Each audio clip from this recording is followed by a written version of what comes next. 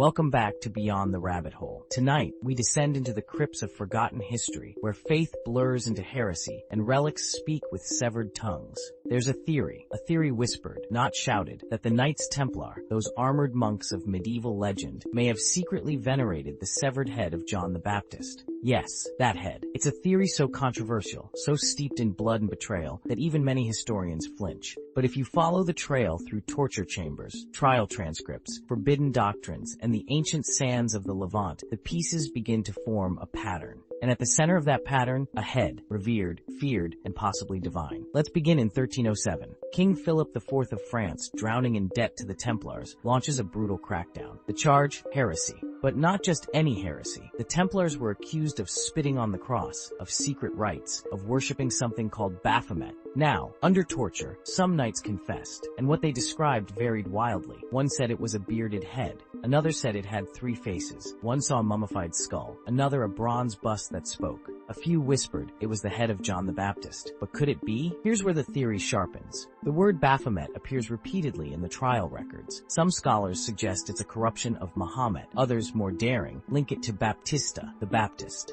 A linguistic echo, hiding in plain sight. Enter the Johannite heresy, a shadow doctrine circulating beneath the surface of Christian Europe. According to some versions, it held that John the Baptist, not Jesus, was the true Messiah. And if the Templars held this belief, then venerating John's head wouldn't be heresy to them, it would be sacred. But the story gets much older. Across the Levant, for thousands of years, holy heads were venerated. In Egypt, in Mesopotamia, in the early Christian cults, the head was seen as the seat of the soul, the origin of prophecy. Often the body was buried or burned, but the head kept, revered, consulted. And consider Salome, the girl who danced for Herod, who asked for the head of John the Baptist on a silver plate. According to some interpretations, it wasn't mere revenge, it was possession. The belief that holding a prophet's head might grant you their vision or their power. Now imagine that relic, real or symbolic, being passed in secret among the Templars. Not displayed on a church altar, but guarded in ritual, a relic not of sainthood, but of forbidden truth. Modern scholars have speculated further that the head of Baphomet may not have been a literal object, but an egregore,